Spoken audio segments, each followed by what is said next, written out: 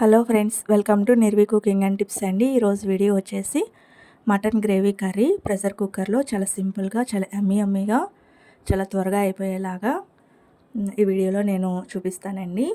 అయితే వీడియోలోకి వెళ్ళే ముందు మా ఛానల్ని సబ్స్క్రైబ్ చేసుకోండి. చాలామంది వీడియోస్ చూస్తున్నారు కానీ సబ్స్క్రైబ్ చేయట్లేదు, అలాగే లైక్ కూడా చేయట్లేదు.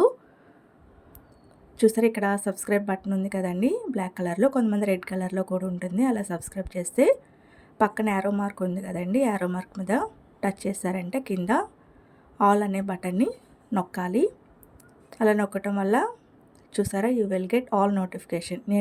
నేను ఏ వీడియో పెట్టినా కానీ మీకు నోటిఫికేషన్ రూపంలో వస్తుందండి. ఈ విధంగా చేయండి ఫ్రెండ్స్. అయితే వీడియోలోకి వెళ్ళిపోదామా. ఇప్పుడు నేను స్టవ్ వెలిగించి కుక్కర్ పాన్ పెట్టుకున్నాను. అది ఆయిల్ వేసుకుని, ఆయిల్ అనేది హీట్ ఎక్కేలోపు ఇక్కడ నేను మసాలా ప్రిపేర్ చేసుకుంటున్నానండి. మసాలా కోసం కొబ్బరి, చిన్నులపై అల్లం తీసుకున్నాను నేను. మీరు తీసుకున్న, నేనైతే ఇక్కడ 3/4 kg తీసుకున్నానండి మటన్. దాన్ని బట్టి నేను మసాలా తీసుకున్నాను. మీరు ఎంతైతే తీసుకుంటారో మటన్, దాన్ని బట్టి మసాలా అడ్జస్ట్ చేసుకోండి. ఇప్పుడు ఆయిల్ అనేది హీట్ ఎక్కిందండి. దాంట్లో దాల్చిన చెక్క 2 వేసుకున్నాను, చెక్క. అలాగే బిర్యానీ ఆకు ఉంటుంది కదండి, అది వేసుకున్నాను. బిర్యానీ ఆకు వేసుకోవటం వల్ల మటన్ కర్రీకి మంచి ఫ్లేవర్ వస్తుందన్నమాట. దాల్చిన చెక్క, బిర్యానీ ఆకు వేసుకోవటం వల్ల. అవి వేగిన తర్వాత ఉల్లిపాయ ముక్కలు కూడా వేసుకొని వేయించుకుంటున్నాను, ఉప్పు పసుపు వేసుకొని.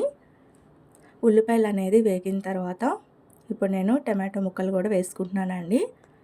టమాటా ముక్కలు వేసిన తర్వాత టమాటా ముక్కలు అనేది కొంచెం మగ్గాలండి.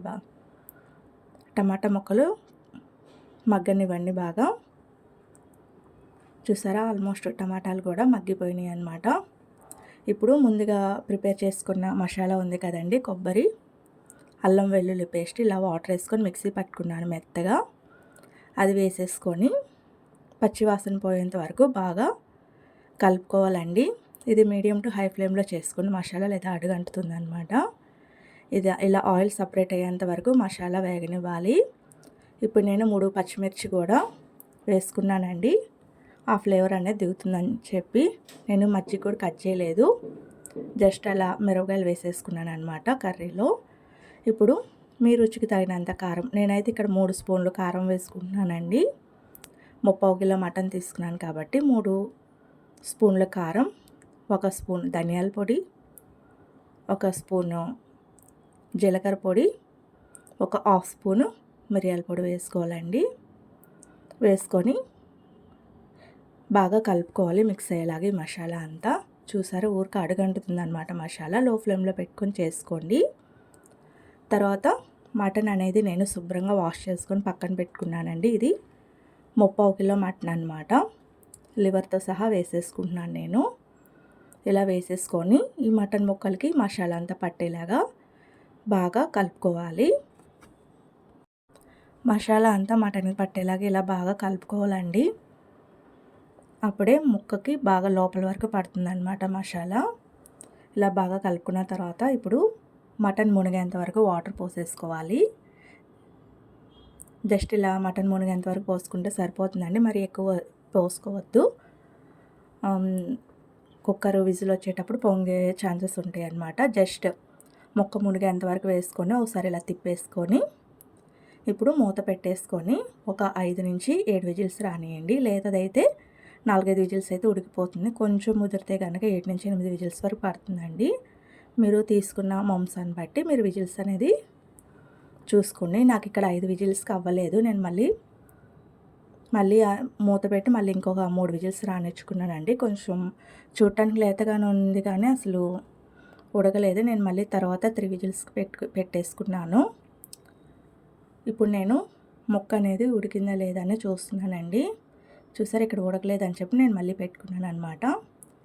చూపిస్తున్నాను చూడండి, మళ్ళీ 3 విజిల్స్ వేసుకుంటున్నానని చెప్తున్నాను నేను ఇక్కడ. 2 నుంచి 3 విజిల్స్ వేసుకోమని. తర్వాత ఇలా ఉడికిపోయింది చూసారా, దగ్గర పడిపోయింది ఆల్మోస్ట్. ఇలా ఉన్నప్పుడే స్టవ్ ఆఫ్ చేసేసుకోండి. చల్లారిన తర్వాత గ్రేవీ అనేది కొంచెం చిక్కబడిపోతుంది. ఇప్పుడు నేను ముక్క అనేది ఉడికిందా లేదా ఇక్కడ చూపిస్తాను చూడండి. పర్ఫెక్ట్గా ఉడికిందండి ముక్క. ఇలా అనగానే తునిగిపోతుంది చూసారా. నాకు 8 విజిల్స్కి ఉడికిందనమాట.